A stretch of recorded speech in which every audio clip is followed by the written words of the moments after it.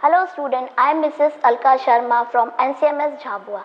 Today I am taking the class 9 science part biology chapter 5 the fundamental unit of life. My dear student, earlier I explained you the cell organelles, endoplasmic reticulum, lysosomes, now and Golgi apparatus. Now today I am explaining you the other cell organelles. First one, that is mitochondria. Now my dear students, see the structure of these mitochondria first. See, this is the called outer membrane and these are called internal membrane space. These are the sister cristae and these inside this cristae, see, these are matrix and these are inner membrane, and these inside this there is a DNA and these are the structure called ribosomes. Now mitochondria, you know this cell is also called the powerhouse of the cell. Mitochondria was first discovered by Kolliker in 1880. Do you know mitochondria is a double membrane bound cell organelles and the outer membrane, it is very porous in structure, while the inner membrane, when we see, it is deeply folded up finger like projections that we call cristae. Do you know what it creates? It creates a large surface area for ATP, means adenosine triphosphate, these generating chemical reaction. Do you know the space between outer and inner membrane, that is called intermembranous space. Mitochondria is a self-replicating, why we call it is semi-autonomous organelles, and it is the largest organelle in animal cell. Function first, what is the main function of the? It generates energy from various activities of cells and is known as powerhouse of the cell. Do you know the mitochondria are the sites of cellular respiration and they release energy which are required by the cell in the form of ATP, adenosine triphosphate molecule. Do you know? This ATP is known as energy currency of the cell. Sometimes the questions come, which cell is known as energy currency of the cell organelles, that is called mitochondria. Which is the powerhouse of the cell? That is called mitochondria.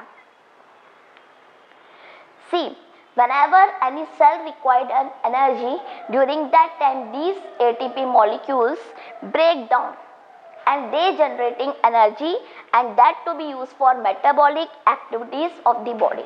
So in this way it provides the energy. Mitochondria is strange. Why we call it strange?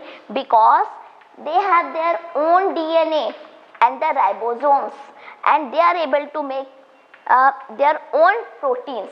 That is why it is different from other cell organelles. Do you know they are provide intermediate for the synthesis of various chemicals like the fatty acids, steroids, amino acids, etc. That is why it is very important. Next, cell organelles, that is called plastids. It is absent in cell, animal cell, and it is present in the plant cell. See the structure of these plastids and its different types. Mostly it is of three types: chloroplast, chromoplast and leucoplast. Now these are etoplast, protoplastids.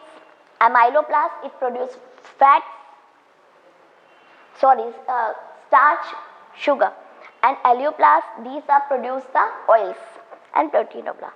Plastids, do you know? I already explained you that these are found only in the plant cells. So its internal organization of plastids contain numerous membranes, layer membrane, and there are so many membranes around it, and these are embedded by material that we call stroma. Plastids are similar to mitochondria. Why? Because in external structure, and do you know it is also a double layer, and they contain their own DNA and ribosomes. That is why it is similar to mitochondria. What are the function of this one? First, chloroplast. What is the function of chloroplast? As you know, you already studied in the photosynthesis process that these are the plastids which contain a pigment. That pigment is known as chlorophyll pigment. Do you know what this green pigment gives? This gives green color to the plant and help in the process of photosynthesis. Chloroplasts also contain various yellow or orange pigments. In addition to the chlorophyll, it also semi-autonomous organelles. Do you know chloroplast is also known as kitchen of the cell? Why we call this one as a kitchen of the cell? Because the photosynthesis process only will be done completely with the help of chlorophyll pigment, because these trace the sunlight, absorb the sunlight. What are the functions? First, these are important for the photosynthesis in the plant. Next one I am taking, that is leucoplast. Now, do you know leucoplast? It is colorless. It is white in color. They can change into other type of plastics. So, what is the function of these leucoplasts? See, leucoplasts, it store materials mostly such as starch. I have shown you the figure, that is amyloplast, oleoplast that store oils, and protein granules, that is alluroplast. Next one is the chromoplast. These are the color plastids except green. What is the function, main function of these chromoplasts? See this. Chromoplast gives color, it imparts the color to the flowers and the fruits. They are, you can see the different fruits, mango, yellow, orange, flowers, different pink color, red color and all. These are by the chromoplast. And they are rich in carotene pigments and the lipids. Questions come, which are rich in carotenoid pigments and lipids? That is the chromoplast. Next organelles, I am explaining you about the vacuoles. See the structure.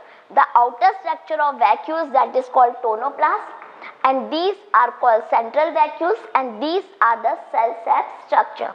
You just see this vacuoles. Do you know how this look? It looks like a sac-like structure. So, these are the storage sacs for solid or liquid contents. You know, in animal cell, vacuoles are small size, but in plant cell, these are big size. And the vacuoles are, and they may occupy, do you know, 50 to 90% of the total cell volumes in plant cell. The vacuoles are bounded by a membrane that I explained you, that is called tonoplast. Now, what are the main functions of these vacuoles? Do you know, these vacuoles fill a cell sap. It is filled with the cell sap, and they provide turgidity and rigidity to the cells in the plants.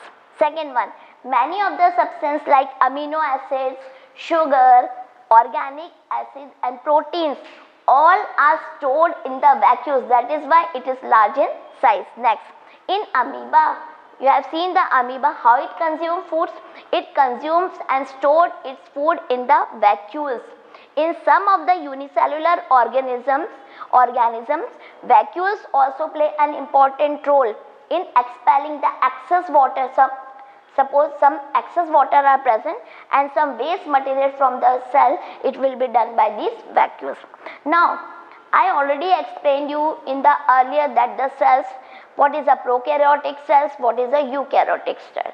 Now, we have studied these cell organelles, but some of the organelles are absent in the animal cell, but some are present in the plant cell. So, I am showing you the diagram and explaining you what is the difference between plant cells and the animal cell. Now, see, cell wall is present outside the plasma membrane in plant cell. In animal cell, it is absent. Second one, generally it is regular in shape. It is larger size than animal cell. Plastids are present. A permanent and large vacuole is present. Many simple units of Golgi apparatus called dictosomes are present in the plant cell.